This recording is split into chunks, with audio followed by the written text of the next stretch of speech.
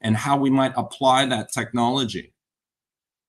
So we see that they don't operate in unique silos. There's a lot of overlap, and that what we need to in education context, because we are working with minors and students, is that we need to be aware that there are going to be some fundamental shifts in the demands of employers and career needs, career skills in the future. New jobs are going to be created. They're happening as we speak. Same thing as people are questioning, what is the purpose of tertiary education? What is the purpose of going into debt? In some cases for universities where they might be studying a very general degree. And when they graduate with that degree, there's not jobs waiting for them. There's a huge shift in companies that are looking for people with practical skills. And actually, it's not a requirement to have a higher education degree. I'm not advocating don't pursue higher education, but I am actually advocating is thinking about taking a degree that allows you to apply what you have learned, or be able to be curious about certain problems and be able to try your hand at a real world problem solving skill. So things that we do in order to help promote this. We actually, in the month of December, we're promoting for Computer Science Education Week, the Hour of Artificial Intelligence. You can go to hoc.vex.com.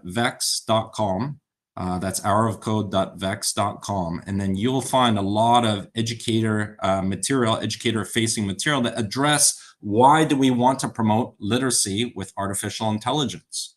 So this is something that can be posed to you as educators, thinking about what are the needs of your learners and how you might be able to develop the confidence and competency as well, to be able to address new technology. So it's not just only AI, but also thinking about how you might be able to break down problems, computational thinking, how you might be able to use different technology that's available so that you can solve something in your community. So there's no doubt that AI is powering changes. Right now, there's a lot of ethical concerns. How to use AI responsibly. How do I make sure that students who are writing papers, they didn't just throw something into ChatGPT to produce a result? How do I safeguard data and information of minors, those under age, to make sure that they're protected? How do we also give students the ability to allow them to ensure their confidentiality? Sometimes they might ask questions or use generative AI, large language models, to provide counseling and maybe personal life advice. Is that reliable? That's something that's very concerning.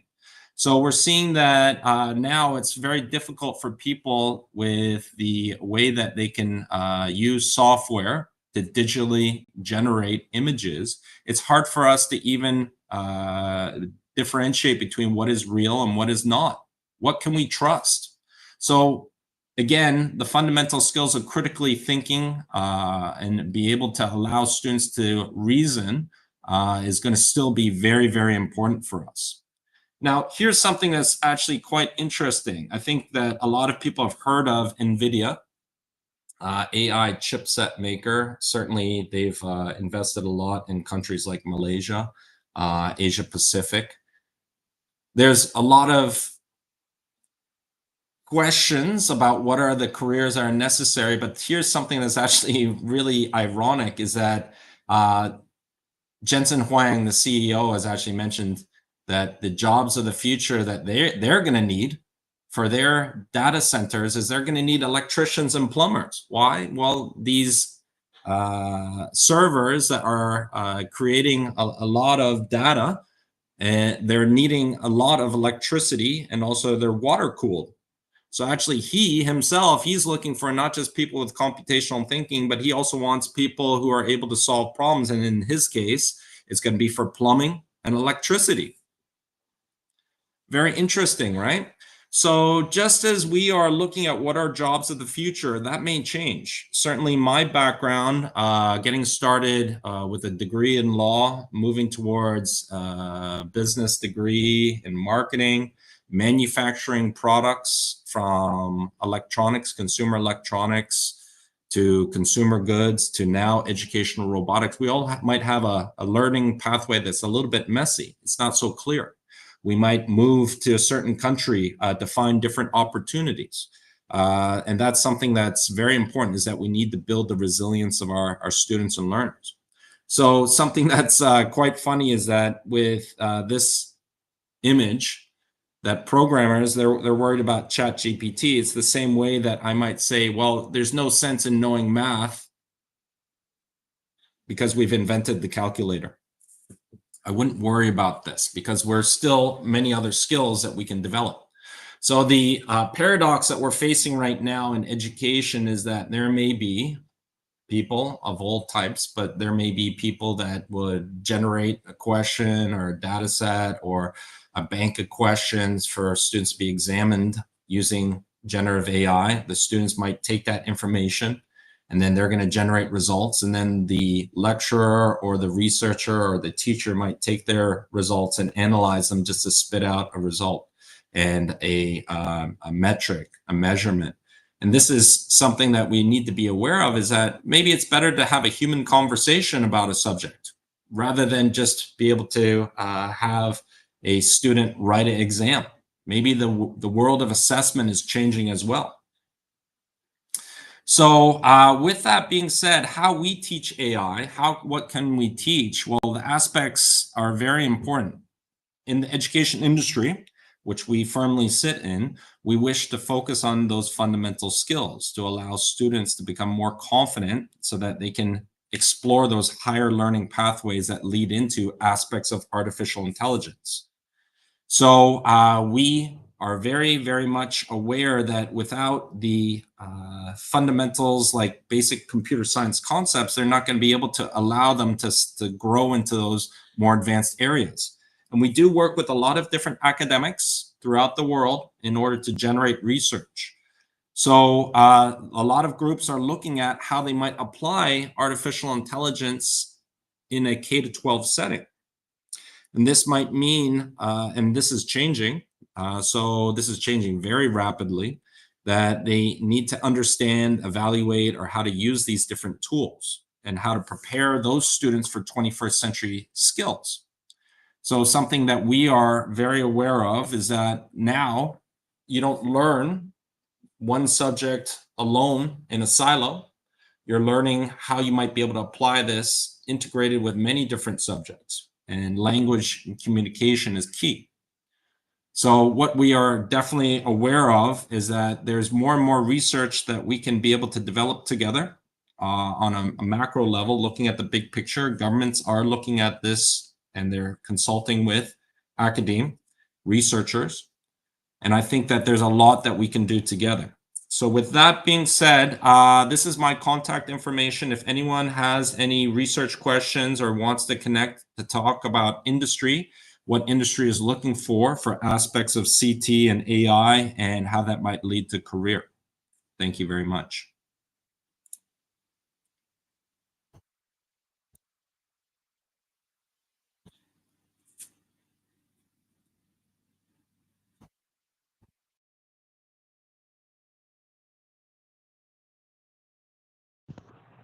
Thank you, Mr. Andy Lee.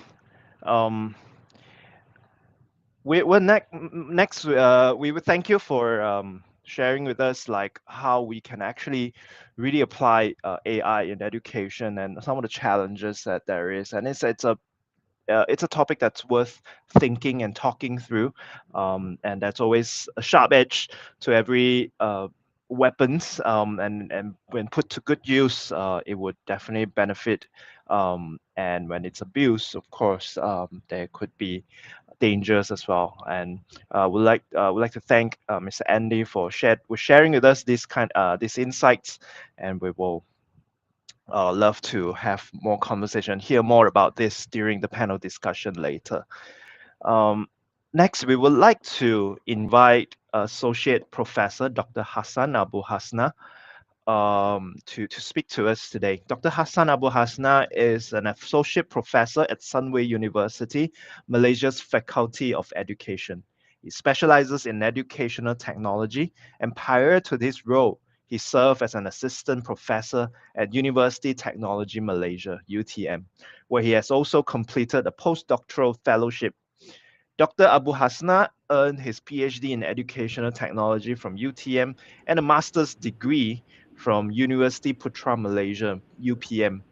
His research focuses on online education, MOOCs, and e-learning, with numerous publications indexed in prestigious databases such as the Web of Science and Scopus. And Dr. Abu Hasna has also a successful record of graduate and doctoral supervision as part of his contribution to the field. Throughout his academic career, he has demonstrated a strong commitment to advancing the integration of technology in education, contributing significantly to both research and pedagogy. His work continues to influence the field, positioning him as a respected figure in the academic community. Today, it's our privilege to have Dr. Abu Hasna to be speaking briefly on the topic of reimagining learning, AI in teaching, learning, and the future of higher education. Please help me to welcome Dr. Hassan Abu Hasna for the next speaking session. Here's to you, Dr. Hassan. Thank you very much for the introduction. Can you hear me and see my screen? We can hear. Sorry?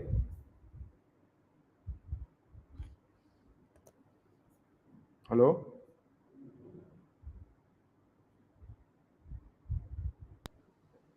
Can you hear me? Yeah, we can see your screen, but I think your camera is turned off. Okay. Is it Yeah, on? great. All right. Yeah, over to you, Dr. Abu Hassan. Asna. Yeah. Thank you very much for the introduction. And it's an honor to be here and part of ICGET for the third year in a row. And I've witnessed how it grows every year. And as someone who has spent years at the intersection of AI and education, I'm very excited to share the vision of how AI is reshaping higher education worldwide. In this keynote, I'll be talking briefly about reimagining learning, how AI is redefining teaching, learning, and in the future of higher education. We will explore the transformative power of AI in our universities and how it actually going to affect our tomorrow's graduates. Um, as we stand at the dawn of the new era in education, I'm always thinking about how this, evaluation happened and how far we have come from the very beginning chalkboards and overhead projectors to today's chatbots and virtual tutors. It's just a couple of years back, AI has gone mainstream in the campus. Tools like ChatGPT is bursting now, and it's actually taken the lead in every classroom's library, and it's been used widely from both students and educators as well. Um, Even national leaders are talking about AI and how to generalize AI, how to develop AI policy. Um, well, it's a lot of ambitious as well as concerns. As AI offers the ability to personalize learning at scales that never happened before. And actually, this is very the exact moment that on us to reimagine learning, not only the content, not only the syllabus, but only we need to talk about reimagining the assessment because it's very hard nowadays to actually measure these assessment, how this is going to affect our students' um, mental health, high order thinking. Are we affecting them or helping them? So we need to discuss about all these all together. So let's start with how AI is redefining teaching for the teachers. Think of AI as an as they call it, augmented educator, a supportive colleague that handles tasks, maybe managing time. Where one exciting example of AI teaching assistant. Um, I remember reading about some AI teaching assistant at Georgia Technology and AI System, which is called Jill Watson, that has been employed to answer students' routine questions like a Q&A. And he has developed this chatbot to answer the students instead of just, every time the student need to answer or to ask questions, will go to their educator, then this chatbot stepped on to answer their questions. This is a great way of using or utilizing AI. Also, beyond the virtual teaching assistant, AI can take over grading and feedback. For objective like assessment and essays, many universities are using this nowadays to grade quizzes. It's actually something not new. We have been using AI for a very long time. I mean, using a platform like Moodle and Blackboards, when we utilize these bank questions, and then the once the students are ready and done with the exam, the answers will be immediately shown to them. This is actually one of the utilization of AI. Also, AI could provide data-driven insights where learning management system augmented with AI can analyze the student performance and give us an insight of how these could help us to rethink about our teaching and learning process. As AI is becoming more creative partner of teaching, it's not just a technology that is going to ruin education or cheating in education. We must think of it as a teaching partner or thinking partner that needs a fresh set of practice, maybe problem simulation or a concept simulation. So AI content generation tools can draft these materials uh, as you demand. Also, when we talk about AI for learning, um, how AI transformed the learning process. Perhaps the most exciting development is the rise of intelligent tutoring system. I'm sure all of us are aware of, which is ITS. ITS is a personal tutor that is available 24/7 for every student using AI. And these students or these systems deliver personalized instruction, adapting to the learner's level to and progress and feedback. They are constantly analyzing what the students know, what the students doesn't know, and how to develop their skills. Now, these such adaptive learning platforms is where the student get the chance to get answers for harder questions, to keep them challenged, keep them motivated, and keep them engaged. Also, it's a very dynamic pacing for and also tailored support for each student. Um, in addition to that, AI tutors provide instant feedback, which instead of waiting days and hours to or go back home to get the feedback from your teacher, a student now can get hints and correction instantly. For example, in a coding course, AI tutor can immediately say, well, check this line, this is wrong, we can redo it, these are the instructions and so on. When we talk about, after we talk about AI as a teaching assistant and also as personalized learning, AI could help in research and campus as well. So the impact of AI in higher education goes beyond classrooms. It's also transforming research and campus operation. As someone who is very interested in research, I could tell you that AI has become a viral tool, viral assistant to scholars. But we need to consider, how to use it. It's not random. It's a very systematic way. So AI is, when it comes to, let's say, productivity or proficiency of AI is an excellent tool, but we need to know how to do it. It's not random. We need to master prompt Engineering, we need to know how AI could actually analyze literature, how AI could give or provide AI-driven literature review tools. And this is something that I heavily, teach my students and the staff colleagues, which, for example, Scopus AI, Skyspace, all these tools that I usually use in my workshops and training to tell them, I mean, it's not a luxury anymore. It's something that you need to know as a researcher, as a scholar, or else you will be left behind. It's very important, and it allows the researcher to focus more on asking the right questions instead of looking for suitable literature and etc. So AI system is a brilliant tool. It's an excellent assistant when it comes to saving time and giving you a very precise results. And also AI tools are sparking in new forms of collaboration and innovation in academia, where researchers are different parts.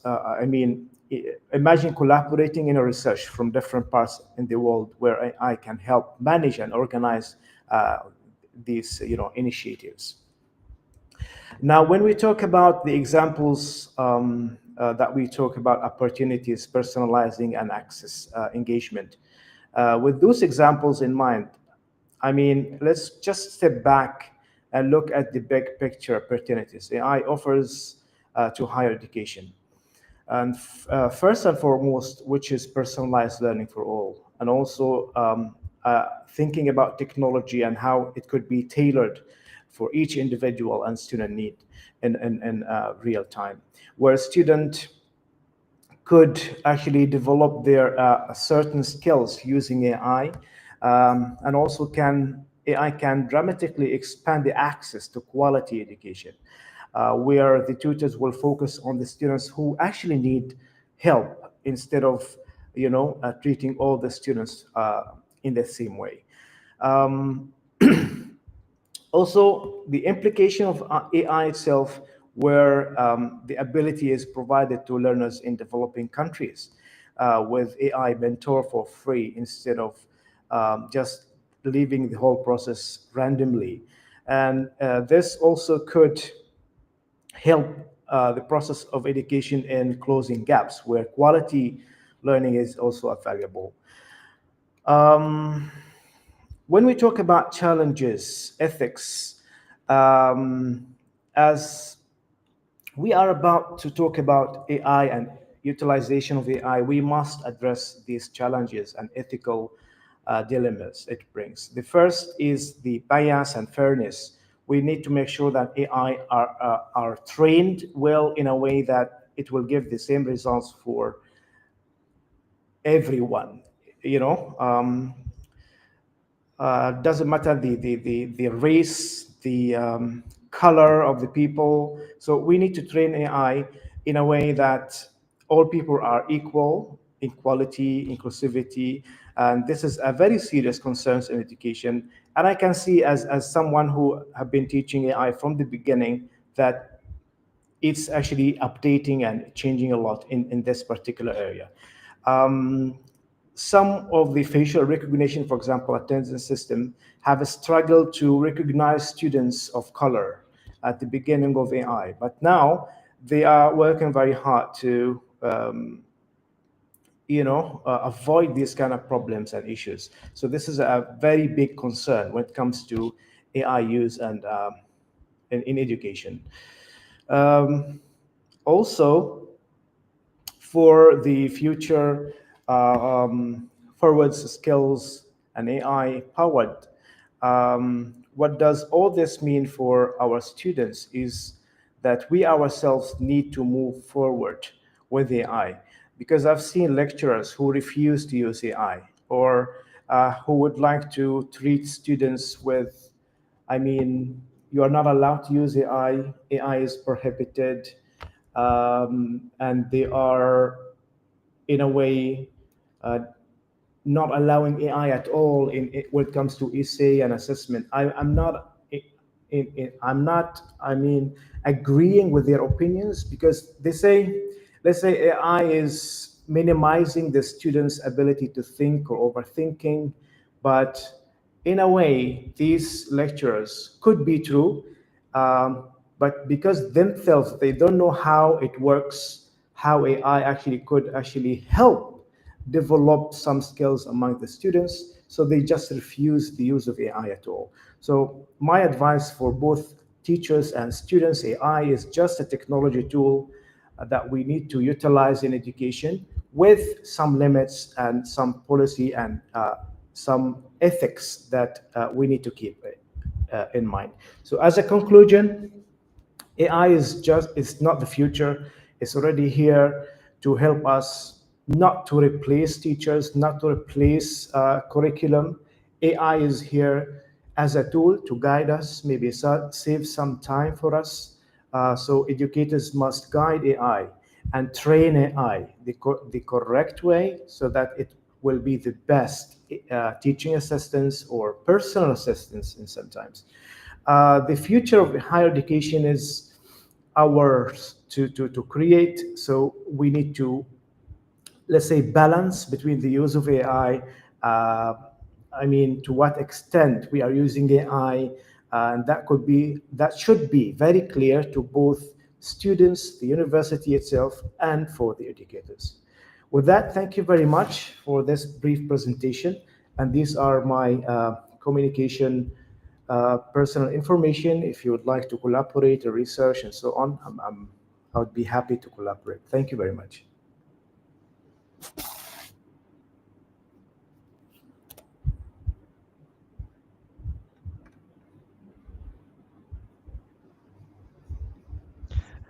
Thank you so much, Dr. Hassan Abu Hasna, for sharing with us that AI can be also a teaching assistant, something that we may not always think of, but to utilize the power of AI to assist the already very effective methods of teaching that we already have would be a leap in our advancement in educational technology. And thank you for sharing with us your insight.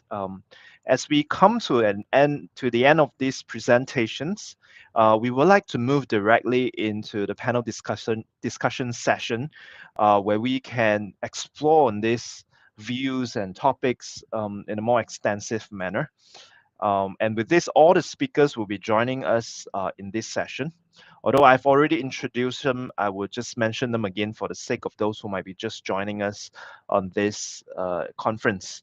And so we have Dr. Bosedi Yade Edwards, who will be moderating this panel discussion. And joining her will be Mr. Andy Lee and Dr. Hassan Abu Hasna in the panel discussion. And the discussion will revolve around what they have presented and how AI can be used and applied in educational technology.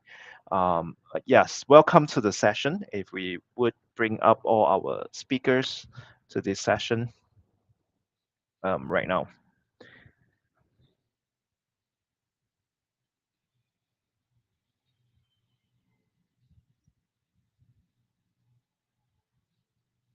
Can we bring up all the speakers to the screen here right now? Yes.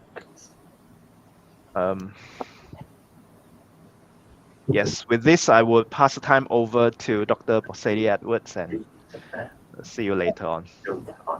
Thank you very much to our MC. Please, can you all hear me? Yes. Oh, okay, thank you very much. And thank you for taking time out of your very busy schedules. I know you are very busy, and I know this is weekend, family time. Also, thank you for taking the time out to lend your voice to what I consider one of the most important global conversations going on around the world right now.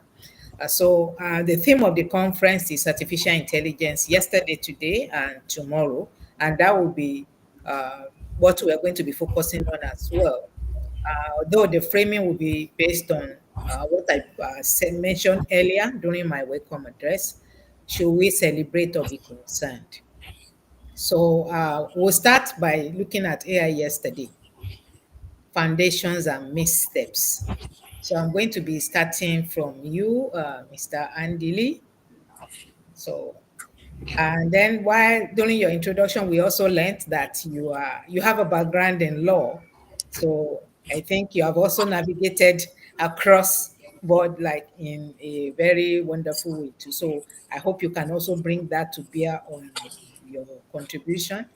So my first question will be, what lessons from AI's early development should inform our decisions today? And considering yesterday as well, what assumptions were wrong, and then how have those errors continue to shape current challenges?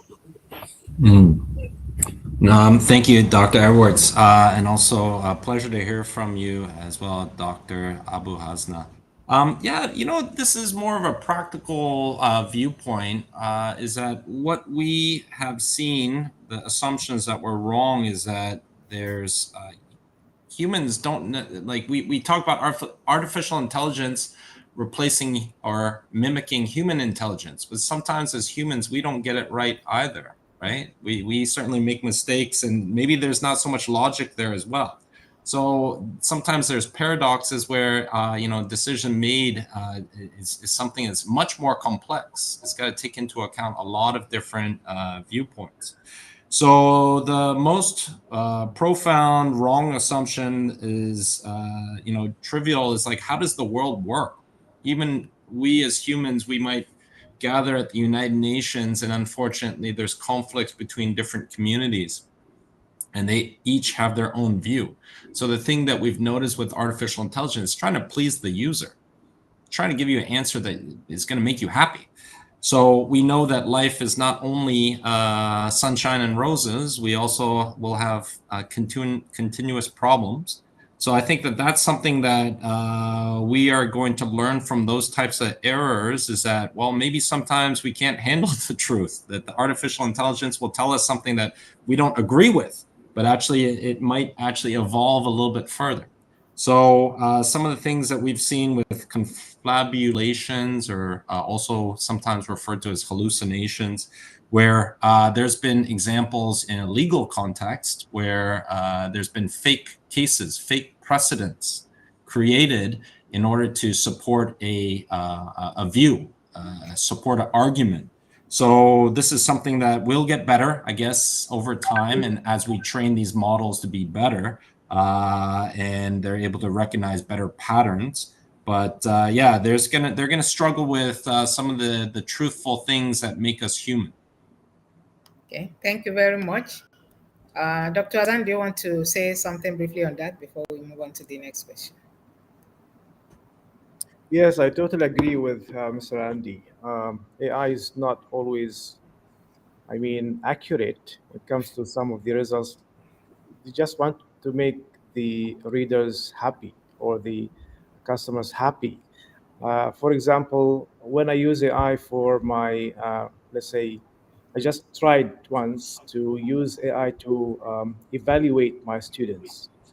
And I noticed the pattern that always the results will be positive. Yeah. No matter what the content is, it's always positive. This is a very well written essay. This is a very good. It doesn't matter, uh, whether it's actually matches the rubric or not. It's always positive. So yeah, unless you particularly ask AI to be mean, some cases, or else it will just give positive feedback. Yeah. Yeah, thank you very much. I think I've experienced that as well, and I was really so mad at AI that day. Like, I Yeah. mean, everything was just okay, nothing to Everything is okay. contribute. Yeah. Always. I'm living the dream era here. Thank you for pointing that. I hope instructors can also take note of that and be careful when it comes to all that. I'll stay with you, Dr. Azan. So, in your opinion, based on all the discussions we've been having, is AI more of a celebration or a concern right now? Well, I could say it's both. When you know how to use AI, when you know when to use AI, then this is a celebration. But when you rely 100% on AI, everything is just produced by AI without considering any ethical or policy, especially when it comes to research, because my main concern is research. And if you just generated the whole proposal using AI without even giving the minimum efforts to understand the situation, this is a very big concern. So are you saying it's 50-50? Well, I'm more of celebrating than concerning, because I believe that I should educate, and this is what we do. This is our role as educators, to educate people how to use this technological tool the correct way, or else we would be concerned, you know. So it's our role to educate ourselves and educate people, educate students to use AI the ethical way. Then we should all celebrate then. Okay, thank you very much. So back to Andy. So still on the same question, I want you to also add what immediate risk in today's AI ecosystem you think demand urgent global attention. Well, safeguarding in terms of being wards, being in charge of students and helping shape their learning pathway. How do we make sure that there's guardrails? How do we make sure that there's information that they can actually doesn't lead them down deep, dark paths? So I'm not endorsing this company, but it's an interesting, just a very relevant ed tech company. Is that there's generative AI companies, models are focused on K to 12. One of them is something that's called. Sorry, the name just escaped me for a moment. Oh, sorry, Flint AI. And sitting and listening to the why, the genesis of why they got started was that they still want to give students the opportunity to ask better prompts, better questions. They don't want to give them, this long diatribe or this long academic research reply. They want them to be able to understand it in more simplified terms. So I think that that is answer to some of the risks, the immediate risk, which again is that we don't want students to run into any deep, dark pathways that might lead them to doing things that might have moral or ethical questions or issues.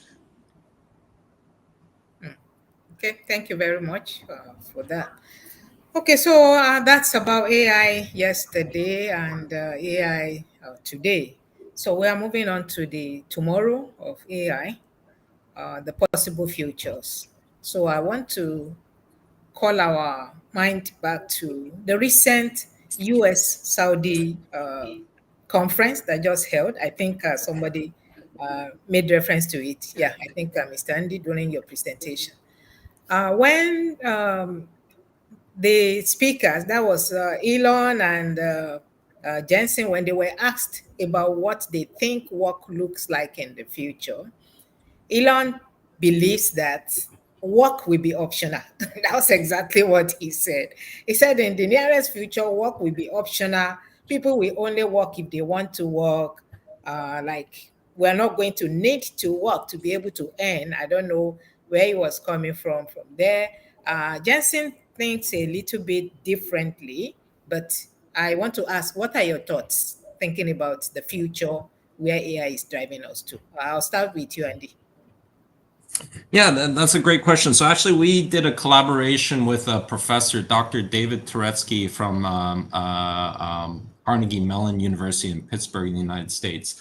So he's a professor emeritus for computer science there. And what he was able to do with his research team is that he was able to take some of our hardware, educational robotics hardware, which is already a pre-built robot that has wheels. It's got sensors. It's got a gyroscope, so it knows its location on the X, Y, Z axes. It's got a vision sensor. So he was able to program that using voice commands. And when we talk about like the future, it's something that goes back to Jensen Huang or even Elon Musk, is that the new programming language is going to be human. We're going to have a natural language conversation. So we might say, Dr. Edwards, Dr. Abu Hasna, what do you feel like eating for dinner tonight? And we might say, well, I would really like to have this special nasi goreng or some sort of dish, and that might turn into instructing agent or some sort of computer interface is like, all right, now go and shop for those ingredients, and then that might be delivered to you by a drone or delivered by autonomous vehicle, and then it may be brought into your apartment, and then there's a robo chef and it's all prepared for you. So I think that in terms of the future is that we're going to see this ecosystem, and we're going to look at closer to a more natural language interface that we're going to be able to help solve some of the mundane things, such as like, what are we going to have for dinner? Which me and my wife, every day, we get into that long discussion. It turns into 1 hour, and then you're still hungry. Thank you for that. So the idea is we're going to have so much being done for us. So what are we going to be left to do, Dr. Azan? Well, I don't really think or believe that work will become optional. Okay. Instead, the nature of work, I mean, will change. That's for sure. Even in the most advanced scenarios, if let's say AI is doing 70 or 80% of the work, we still need to do some of this work, right? We still need to train AI. We still need to do the creativity, the human conception, the judgment, ethical concerns, and so on. So, no, I don't foresee a future where we simply relax and let AI run the society. Instead, I I see the nature of the work could be different in more meaningful ways. Maybe it could help us to some extent, but not. It's not an optional. Work will never be an optional. We need to work to feed our children, or else. I mean, this is not the case for Elon Musk for sure. He doesn't have to worry about working or not. So you agree with that, because I see you nodding your head, Andy. Yeah, I agree absolutely. Is that we will work on future problems that as we have this common safety, social, economic net, where we're not necessarily worried about, we're not there just yet about hunger or about quality of certain basic essential human needs, like medical, medicine, obviously housing, education. Will all be much further along in 5, hopefully, years, if not 50 years from now. So some of the things that will keep us busy is solving some of the problems that we haven't faced just yet, right? So the real world problems, which might be posed by society in the future, where it might be related to how do I solve energy needs? How do I transact, and how do I solve exploring different areas of the world which are still yet unexplored? So some of the things that current events, we're seeing that there's now more connectivity than we've ever experienced, where we can reach each other like we're doing right now through video conferencing. We can connect with people from all around the world. And we're finding a lot of similarities. So I think that some of the things that will be is like, how do we bridge those differences or those gaps?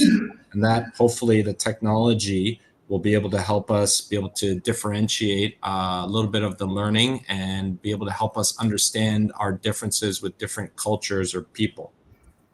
Thank you very much. I just want to add that while I would like to be able to say, yes, I agree with you 100%, I'm also trying to be, cautious, because when I think back some 30, 40 years back, those days when mobile phones were not anywhere.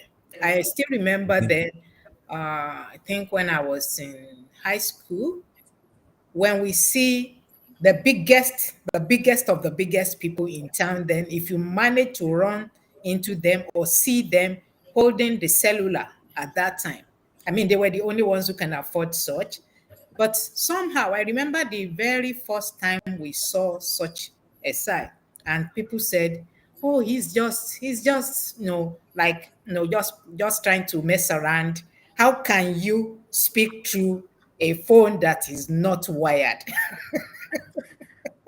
I mean, as far back, I mean, back then, nobody believed the possibility of a phone that is not wired being able to communicate. We could relate with, okay, it's connected, so the wire can carry it to wherever. But then that became our reality like a few years later, and then we are here. I can see you. This were if you told some people 40 years ago, they'll tell you what we are doing right now is absolutely impossible.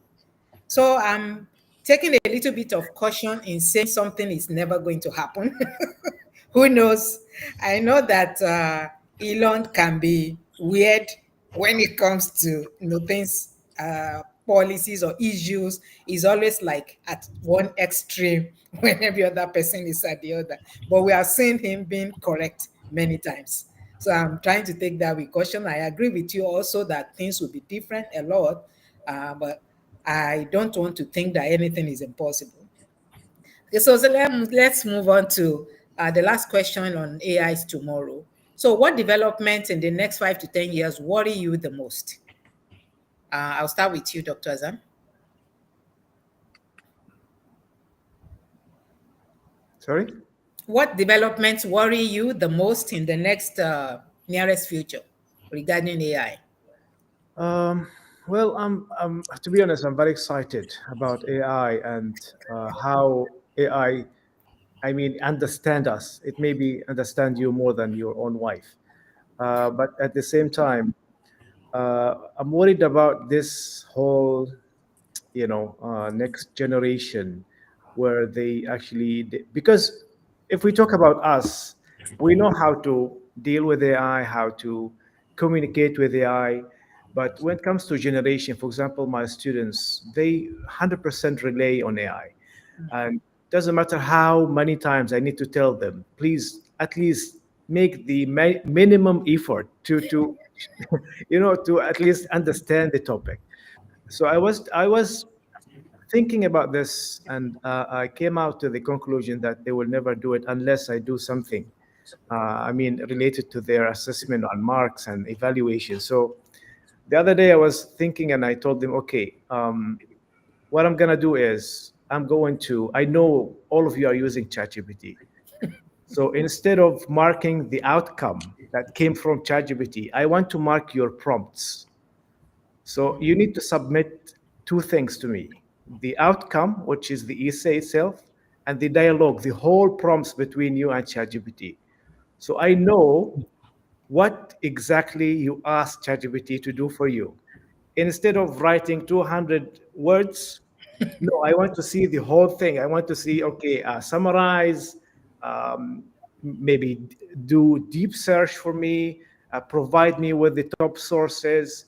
And starting from there, I noticed that they somehow started to change a little bit so that they could actually defend and they could present their work, they could understand. So I think this is what we need to do. We need to educate our students. Somehow they feel it's not compulsory. It's something that, okay, I'm enjoying the whole process instead of just, don't use AI. It's 100%, prohibited. Instead, just educate them the best way. So this is what I believe is going to be the best to avoid any issues with AI, and not 100% relying on AI is just by educating this generation.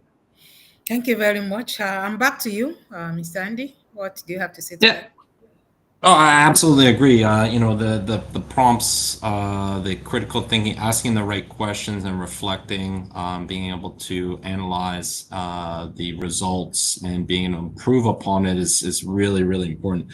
Back to the question, what developments kind of worry me? Well, I'll put a lens as a parent as well as in education. So one thing that worries me is curriculum by algorithm and even standardized assessment. So now, like maybe talk about the career portion. If you've ever applied for a job, sometimes you have to enter in a questionnaire, and then that filters to the HR whether or not you'll be called in for actual interview. So it dehumanizes the process, right? In the past, you'd put on your best clothes, you'd have a nice conversation, you'd get to know the person, what your similarities are. And actually, there's a lot of things that are not written in a 1 or 2 or 3 or multiple page resume CV. And there's a lot of different things about the human connection, how you get to know each other that may not be able to describe in that questionnaire that you took. So the back to the education part, the curriculum by algorithm, I think that really hinders and hurts students at a younger age, because at that young age, there might be a lot of different things that they might not have developed. So I'll give you an example. My son during COVID, he's now 10, but at that time he was about age 5. A lot of people had to switch to online learning. But if you didn't develop your handwriting skills, how could I type in even the website that I was supposed to join in order to join online instruction? Also, his handwriting suffered because he didn't practice. He'd have to type. And that affected him now as he's going into different schools. They're asking for a handwriting assessment.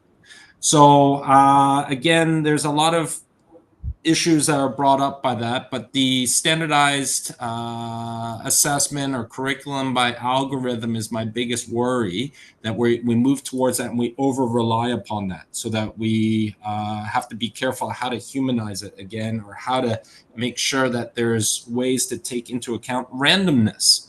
Sometimes you might miss that one interview by that one person who's actually standout best person for the job, but for whatever reason you didn't put in your filters the requirement that they fill.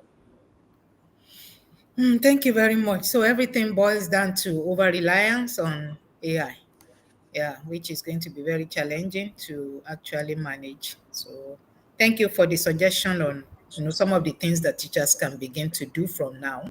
I think that will help a lot. Okay, so I'm moving on to the issue of ethics, governance, and global inequity. And I think we would like to explore your background on law there when you are responding to the question. So I want us to start with global AI regulation. Do you think it's feasible, or do you think geopolitical competition will make it impossible? What are your thoughts? I'm still staying with you. Yeah. Oh, yes, thank you. So in terms of large language models, artificial intelligence, we require training, we require a lot of different viewpoints, and then we'll be able to make the models better. So where we stand right now, it is important to regulate, but how do we get everybody to agree what are the different goals? So my understanding in Malaysia, as an example, is that there's a large language model called ILMU, ILMU, and that is going to be focused on developing the algorithms, Bahasa Melayu, and also in English. Now, these large language models take a lot of money in order to train, okay? And not a lot of them are even showing that they're even profitable. There's many that are emerging. So how I pose this kind of back to a question that I have is like, how do we regulate something that we're not sharing information, we're not cooperating? How do we make sure that there's not people trying to push their interests or their vision or their version in a certain direction? And that certainly makes it more of a ethical concern, is like, well, how do I make sure that the answers coming back actually match my viewpoint or match my morals and ethics as well?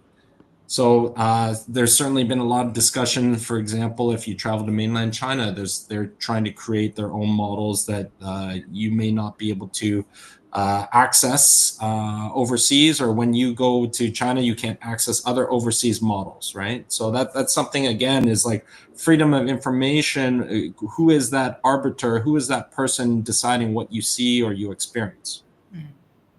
Thank you very much. So we see the problem of or the challenges of a personal, national, or regional agenda there, which is so. I want to ask the question directly now. Do you think global regulation is feasible or not?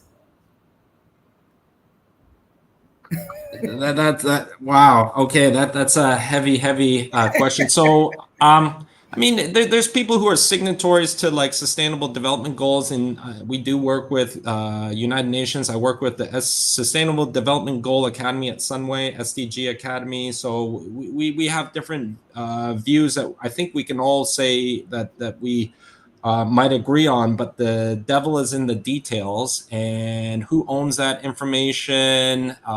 Again, maybe this is jumping ahead, but like these models, again, are so expensive. How can a poor nation compete against a rich nation, right? How can they make sure that their viewpoints and their voices heard when they're not the ones paying or footing the bill? So, short answer, it's going to be really difficult. Okay, thank you very much. Okay, so Dr. Zhang, back to you. So I want to take it to education now. We see a lot of AI task forces being set up in universities and colleges. What do you think about those task forces, and what do you think they should be doing?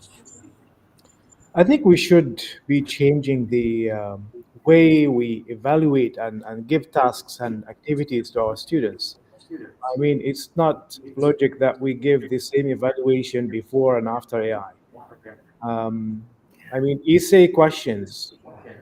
I mean, it's not even logic to give essay questions anymore, unless you really want or ask your students to at least present or summarize orally, or else if it's only submission. This, I mean, we believe students use ChatGPT, and then maybe some of the lecturers will mark or evaluate using ChatGPT. Then we give feedback to students back from ChatGPT. So at the end, they are graduating with their ChatGPT.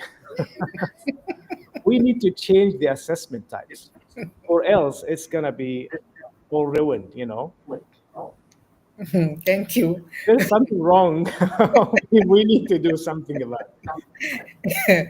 Yeah, so I am still staying there. So I want you to also address, before I move back, I want you to also address the issue of inclusion. Like it was mentioned earlier when Mr. Andy was speaking, the idea of small nations, big nations, rich nations, poor nations. Some can afford to build their own models. Some can't even, they don't even have a budget that is meaningful. So they can't start thinking about that. So do you see, how do you see AI affecting inclusion? And do you think it's actually making sense that we are talking about inclusion? Is it going to happen, especially considering this kind of situation across different nations? Yeah, I think it's hard to paint with a broad brush to say every country, or all the citizens in one country can do something. But the democratization of information and what's available out there allows people to transcend borders. So I think it's possible, like according to your viewpoint, and opportunity for people to either relocate or be able to find opportunities in other places. So if you are hungry, if you are willing, if you are able, opportunities are endless. We've seen this in a lot of cases. Now, some places like you might find that there might be other regulations, other things that are their priority that make it difficult for them to promote. For example, not to pick on any particular country, but like if you have poor telecom, how do you access the internet? How are you supposed to tap into all these tools, right? So it might boil down to that there's one conglomerate that runs all telecom, and therefore they're the bottleneck. So back to the question at hand, the regulation, the inequality that will happen. There are some very large interest groups, like going back to Elon Musk. He's working through Starlink to partner up with remote area schools so that they have internet access. I believe Google, I don't know if the program's still going ahead, but there was also a program there where they wanted to make sure that many people could access Google services. Now, we can see that there's a lot of social enterprise companies, because that would certainly help Google as a business. Their model is primarily search engine, which will change through AI, because now your prompts are providing a summary versus a bunch of different links that then you have to go and search and you have to click on. And the ones that pay the highest in advertising fees for those keywords, that's what shows up first. So it's just by order. That's why you find the information first to whoever is paying the most for the keyword. So technology is going to change. How we search for information is going to change. I think, again, people are able to travel and move around and get information. So I think that there'll be a natural balancing act as we find it becomes more available. Okay, thank you very much. So I'm still on that, Dr. Azan. Fortunately, Dr. Azan is from Palestine. I am from Nigeria. And I remember speaking to someone a few hours back who was supposed to join this session. And he said, I'm sorry, our internet is so weak, we can't connect to video calls. In fact, there is no power since yesterday, and my power bank is already empty. So, I mean, we still have people in 2025 having to deal with that. And here we are, discussing different models and the future and AI becoming aware and all that. So how can we help? I mean, in our own little way, in small situations, how can we help to bridge these gaps? Dr. Azan, to speak to that? Well, I don't think we can do anything. I think in my situation, for example, I am voluntarily teaching in Gaza for one of the universities affected for the last year. And I've been teaching for these students, online, but nobody would actually join because they don't have internet, but they just want to get along with their, educational, and they want to graduate. And so what I do is I give them some questions, not actually very deep, because I know they are threatened, they are scared, and they don't have internet. And in some cases, they will have internet for example, once a week, let's say. When they have the internet, they will use ChatGPT. But to some extent, their ChatGPT is very exposed because they don't have the experience yet. I mean, I'm using the same, let's say, same questions with my Malaysian students, but they have the experience to humanize their answers to the extent that the report will be zero AI detection. Yeah. While students from Gaza, they just use the very traditional initial way that you can actually tell that this is very basic, but for them, this is very advanced.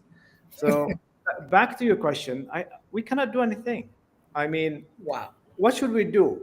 I mean, in this situation in Gaza, what should I do? Should I move them to another place, or I don't know. I really don't have any answer to this question. Well, thank you very much. You want to say something on top of that, Mr. Andy? Yeah, well, I first of all, I am really grateful that your background allows you to be able to help those in need and those who are privileged, disadvantaged. We certainly want to be able to help all learners. So actually from our side, just the industry viewpoint, we recognize that there's problems. So we have a lot of online resources because the traditional business in technology, especially in education, information gets outdated so quickly. So like if we were to traditionally print something, it could be in the next couple months outdated already. So a lot of our curriculum, a lot of our educator resources are all based online. So what we've actually created is something that is an offline version of all our online material. So it's a hotspot using a Raspberry Pi, and it's very economical that we can put all of our data on there so that in the classroom with Chromebooks, if they are, again, I know that's another barrier, but without internet, you can't really use the Chromebook and unlock the power of the internet and all the information is there. So we've created a hotspot that all I need is power, that you can access all of the different educator resources, the lesson plans, even all of our virtual robotics software that allows you to program a virtual robot without the physical robot. So that provides asynchronous learning, both in the classroom and then outside the classroom. So there are solutions out there. They may not solve all problems, but we've certainly tried our best to address those. So again, if anyone listening is interested in that research or trial, you're affected by poor internet, please do reach out, Andy_Lee@vex.com, because we'd love to help you. Well, thank you very much for that. I think we may have a conversation about that too later on. Dr. Zan, I think you can also reach out. Maybe your Sure. students over there can be helped. Yeah, it can be very sad because when the ICGET series was launched in 2018, the whole idea was to be able to help people from the Global South region, but then they are nowhere to be found because there is no power to even connect to the internet. Exactly. Yeah, so yeah, it's quite challenging, but maybe we'll get there someday. So thank you very much for your help and for what you are doing to alleviate some of these challenges. I want to move on to cognitive, educational, and I think human impact of AI. So I want to take it from the question: are we outsourcing too much thinking to AI? Which I think has been answered in many ways through some of the contributions that have been made. But I want to go on to ask right now, Dr. Azan, you mentioned something earlier that we need to change how we assess students. That has always been my position. Yes. We've had situations where lecturers, professors are arguing about, man, we penalize students for using AI and all that. But in my opinion, education is changing. How students are learning is changing. How they are sourcing information is changing. Why are we insisting on remaining the same? And if we want to change in line with the changes that are happening, what do you think we should be doing? How should we assess learning? Because we still need to assess learning. So, and then maybe my questions should start from what will constitute learning in the age of AI? And then how should we assess that learning? I'll start with you, Dr. Azan. Well, again, the whole process of assessment should be changed. I mean, for the last 100 or 200 years, education is the same. We're still conducting education the same way. You know, teachers giving out the information and then testing their students.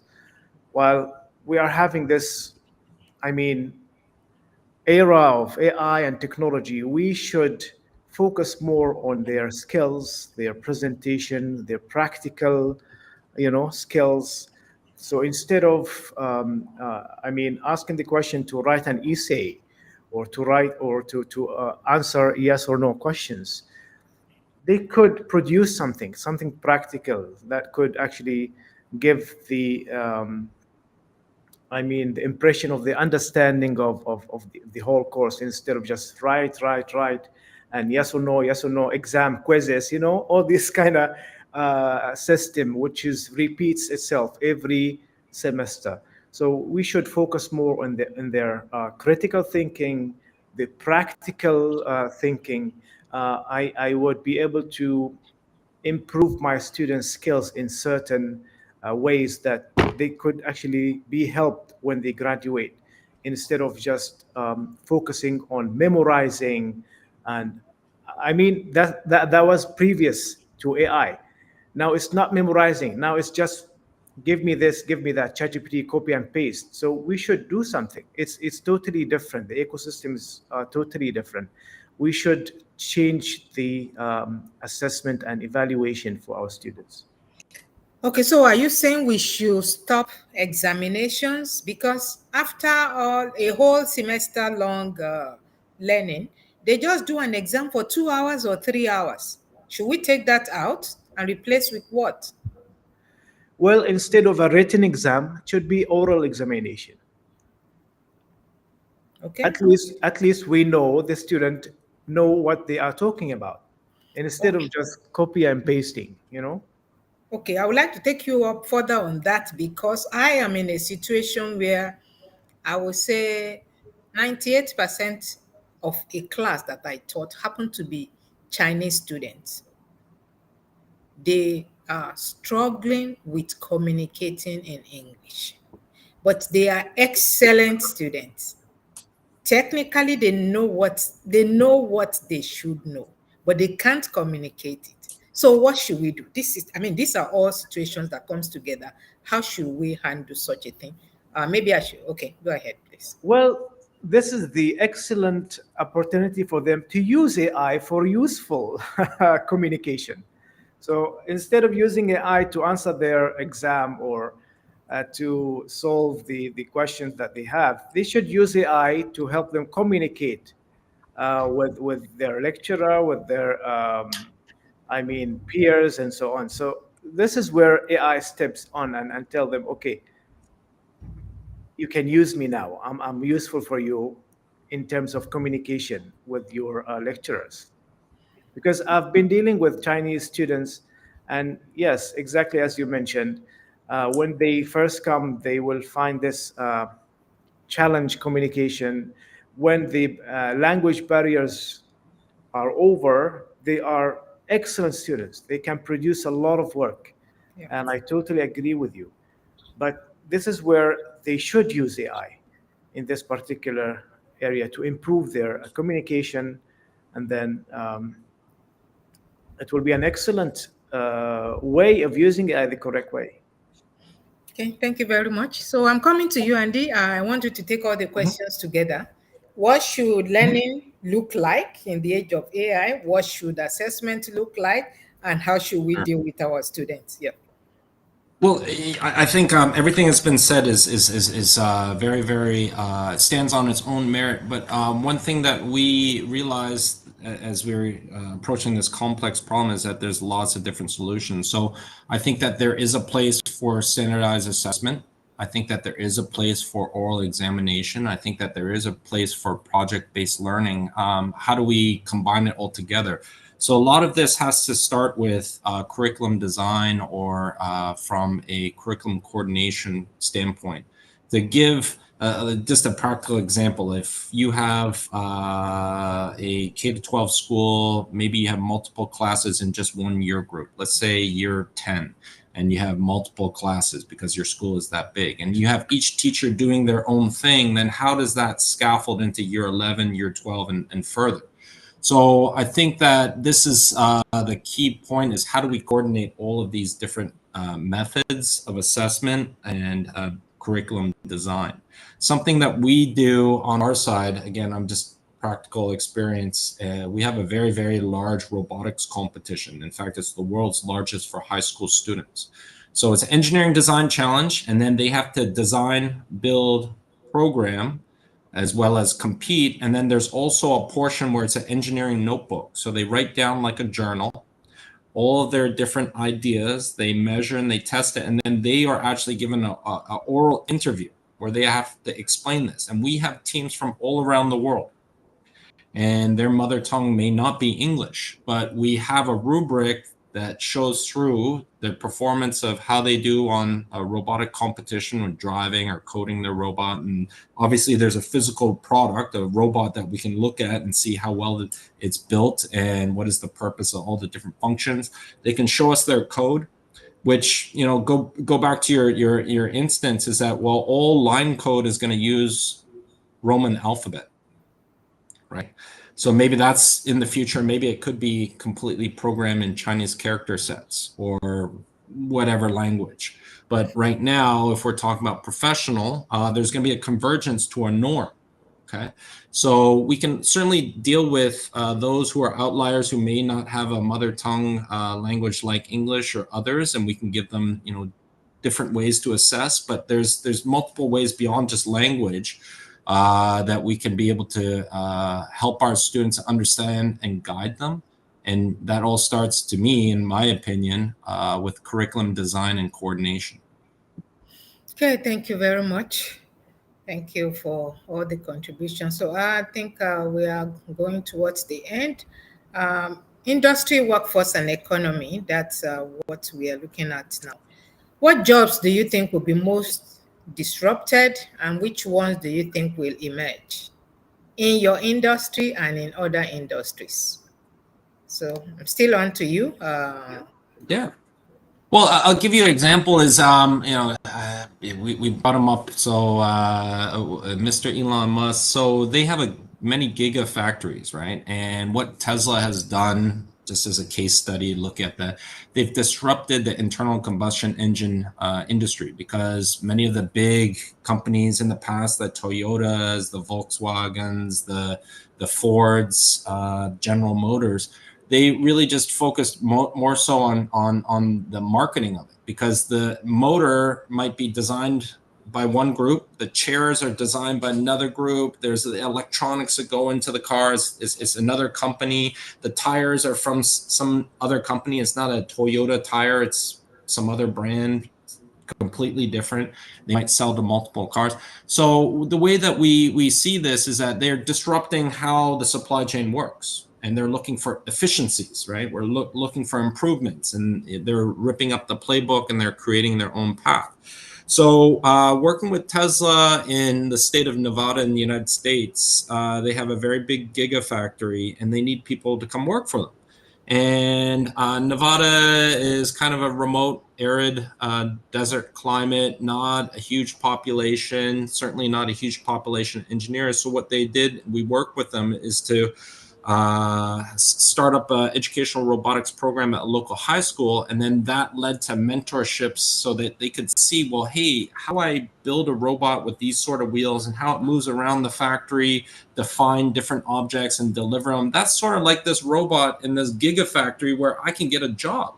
So they're hiring right out of high school into working at one of the top companies, probably the top company by market capitalization in the world. So we've seen that people are looking for the talent. It's just a matter of, where do I reach them? How do I connect each other? So it goes back to that human component. How can I be able to inspire these youngsters, the learners, even the educators, to try things that maybe they weren't confident about, that they didn't even know was available? How can I make sure that they're not afraid of failure, and that they never want to make a mistake? We should embrace it and learn from failure. Thank you so very much, Dr. Azan. What do you have to say to instructors? What should we look for in the future? What do you think will happen to our jobs? Are we going to lose our jobs? He said, "Are you going to fire all of us?" All right. Just commenting on Andy, excellent example from Tesla. Yeah, it's very powerful because it shows exactly what the future will look like. Companies will not be waiting for the education system, the certificates, they will be waiting for their own, talent and the skills that looking for. Yes. So when it comes to education, however, it's more about the role of the educators. I think the role of educators will also be different. Instead of just sending the information, the knowledge, educator themselves will be more of instructional designers, where they design the whole experience will be different.